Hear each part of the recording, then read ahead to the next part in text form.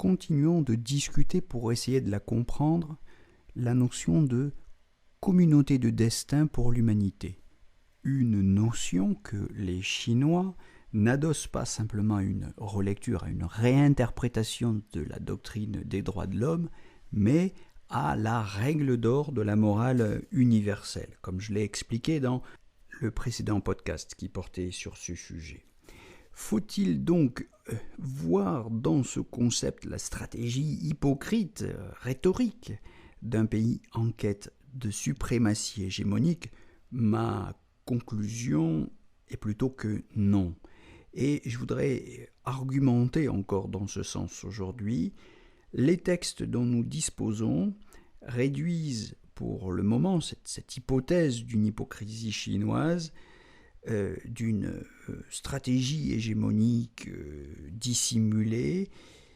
Les textes dont nous disposons aujourd'hui réduisent pour le moment cette hypothèse à un procès d'intention, sans véritable consistance, car dans son discours du 18 janvier 2017, Xi Jinping souligne que l'adhésion à la Déclaration universelle des droits de l'homme n'implique aucune soumission à l'interprétation qu'en feraient des autorités concurrentes, telles que les États avancés de l'Occident, les autres États du G7, les grandes ONG, parfois financées par Soros, etc.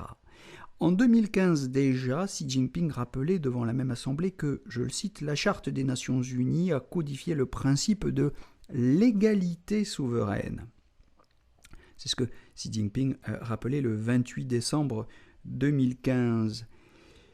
Plus souvent décliné, ce principe de l'égalité souveraine en concept de non-ingérence, comme le rappelle encore Xi Jinping, donc c'est toujours dans le deuxième tome de la gouvernance de la Chine, cette fois-ci page 674. Il ne s'agit pas de défendre cyniquement le droit d'opprimer son peuple, mais comme évidemment beaucoup d'occidentaux sinophobes, d'universitaires sinophobes veulent s'efforcer de le croire, mais il s'agit plutôt de défendre jalousement cette souveraineté dont la charte avait fait un principe, la charte des Nations Unies.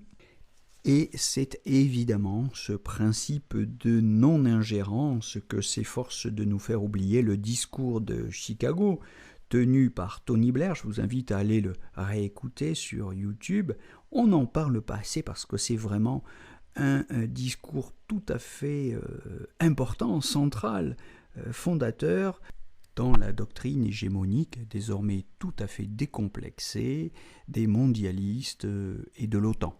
On peut donc considérer que c'est contre ce discours ou cette doctrine dite de Chicago, formulée par Tony Blair en 1999, c'est-à-dire la réhabilitation du droit d'ingérence au nom de principes humanitaires, c'est le principe de la guerre humanitaire qui n'est autre qu'une justification déguisée du droit d'ingérence, et donc c'est contre ce droit d'ingérence réhabilité que Xi Jinping dit lors de la 70e session devant l'Assemblée des Nations Unies en 2015, en vue de prévenir ou de rendre conscient, en tout cas, l'instrumentalisation des normes internationales par les pays influents ou par une certaine oligarchie.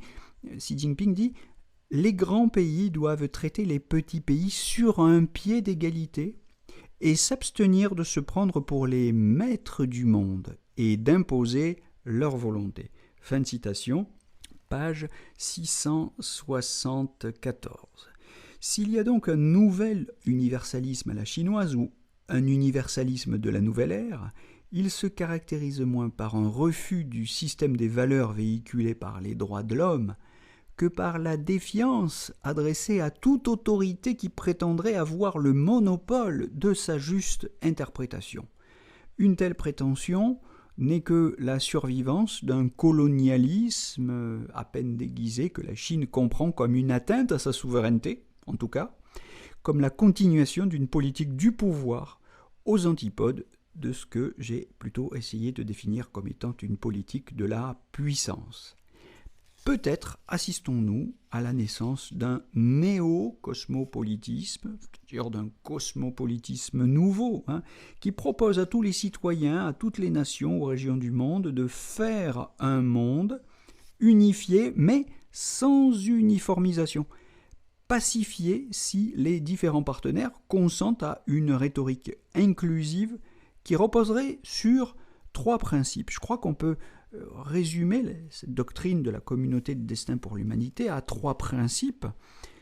1. Chaque pays a la liberté d'en proposer sa propre interprétation sans avoir à se soumettre à l'interprétation transcendante d'une autorité extérieure.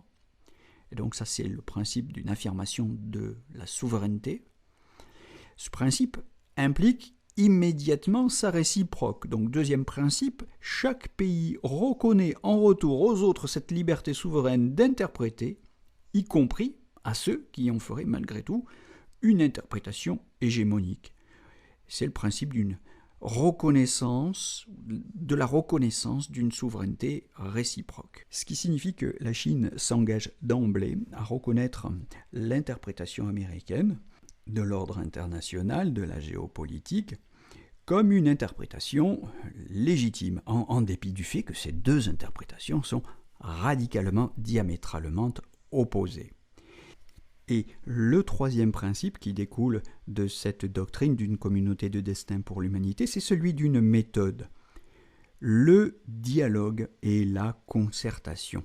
Le dialogue et la concertation pour transformer les antagonismes autant que possible en complémentarité, bien sûr en vertu du principe d'inclusivité ou d'intégration, dont j'ai déjà abondamment parlé. La concertation est une forme importante, dit Xi Jinping, de la démocratie, donc une démocratie mondiale au fond. La méthode de la communauté de destin, c'est celle d'une démocratie élargie à l'échelle de la planète. Cette concertation doit être une méthode majeure de la gouvernance internationale contemporaine. Voilà en tout cas dans quelle direction la Chine souhaite aller. Ici, le sens à donner au dialogue manque sans doute de précision, car il existe bien ce qu'on pourrait appeler des dialogues de sourds, c'est-à-dire des dialogues dans lesquels les parties au débat ne cherchent pas à comprendre les besoins non satisfaits de l'autre partie, mais s'efforcent seulement de convaincre de la supériorité de leur stratégie pour les satisfaire. On peut se demander si la rhétorique socialiste lancinante des besoins fondamentaux, Ganbenli en chinois, n'a justement pas pour but d'éclairer sa conception du dialogue, tandis que la réflexion occidentale sur les formes institutionnelles du dialogue, celle des grandes institutions mondiales, de la meilleure forme de gouvernement, de la démocratie représentative, tout particulièrement, dont vous savez que nous faisons grand cas en Occident, sont concentrés sur la question des stratégies visant à les satisfaire. Et ce n'est pas du tout la même chose. Les Chinois placent leur réflexion au niveau des besoins, tandis que les nations occidentales et les institutions qui les représentent placent le débat au niveau des stratégies.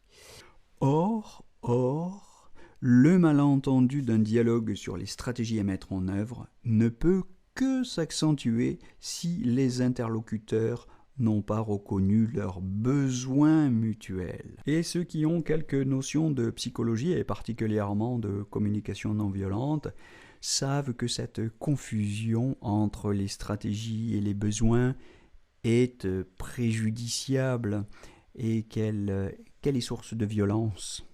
Et j'ai donc envie de dire, comme une espèce de clin d'œil à moitié humoristique, mais en même temps un peu triste, que si nous relisions Marshall Rosenberg, eh bien, nous verrions que les Chinois ont raison de vouloir faire cette différence et d'essayer de nous amener plutôt à une réflexion sur les besoins. Parce que c'est notre entêtement à vouloir imposer une stratégie jugée ou supposée pertinente pour satisfaire ces besoins. C'est cet entêtement sur la meilleure stratégie possible qui condamne le dialogue à l'impasse et en fait une espèce de dialogue de sourds. Deuxième remarque pour finir, c'est que cette doctrine chinoise d'une communauté de destin pour l'humanité affirme une pluralité de destins nationaux qui ne s'excluent pas, qui peuvent s'unir d'une certaine manière, se comprendre dialectiquement, coexister en tout cas, c'est-à-dire se maintenir ensemble, en dépit des divergences, des différences. Il n'y a pas à chercher un dépassement dialectique des intérêts contraires qui impliquerait leur négation au don d'un intérêt supérieur défini par une autorité transcendante.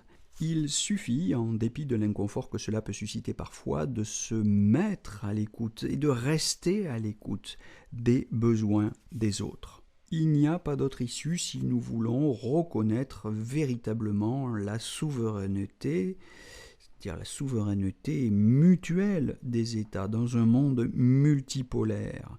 Le projet d'une communauté de destin pour l'humanité vise seulement l'ajustement des intérêts divers de nations qui, tout en se reliant, maintiennent leur souveraineté et donc maintiennent, il faut en convenir, la possibilité de se délier selon leur intérêt, en dépit de la frustration ou de l'inconfort que cela peut susciter. La souveraineté et le concept de communauté de destin pour l'humanité implique que nous renoncions à user de la force pour faire rentrer les autres dans nos vues, pour forcer le consensus. Autrement dit, il faut apprendre à accepter que les autres puissent nous dire non. Il faut pouvoir consentir au refus des autres, consentir à leur autonomie, consentir à ce qu'ils disent non, c'est-à-dire consentir à ne pas recourir à la force, à ne pas recourir aux punitions pour sanctionner ces refus.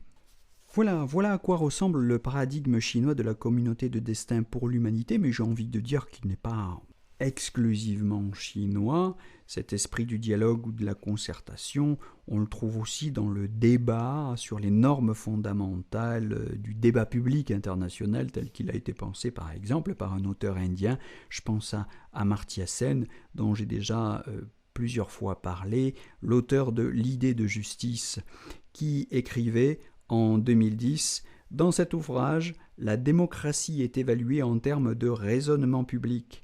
On la voit comme un gouvernement par la discussion. Et Sen insistait sur l'absence de toute norme transcendante permettant de trancher rationnellement les conflits, par exemple les conflits du libéralisme et du socialisme, etc. Et il avait lui aussi souligné l'indécidabilité de certains débats, indécidabilité qui ne doit pas nous conduire au conflit. Et c'est cette sagesse qui s'exprimait déjà en 1648 en Europe dans les traités de Westphalie également, traités de Westphalie auxquels Xi Jinping rend d'innombrables hommages, sagesse d'un multiperspectivisme, pour le dire comme j'ai essayé de l'exprimer dans certains articles. Je vous renvoie à l'article paru sur le site de l'Institut Schiller, intitulé « L'idée de justice et l'harmonie », que j'ai publié en mai 2024 à l'occasion de la venue de Xi Jinping en France pour la célébration du 60aire de l'établissement des relations diplomatiques entre la France et la Chine. Je n'en dis pas plus pour aujourd'hui. Je vous propose de nous retrouver pour la suite de ces analyses dans un prochain podcast, une prochaine émission, et je vous souhaite en attendant une belle journée à tous.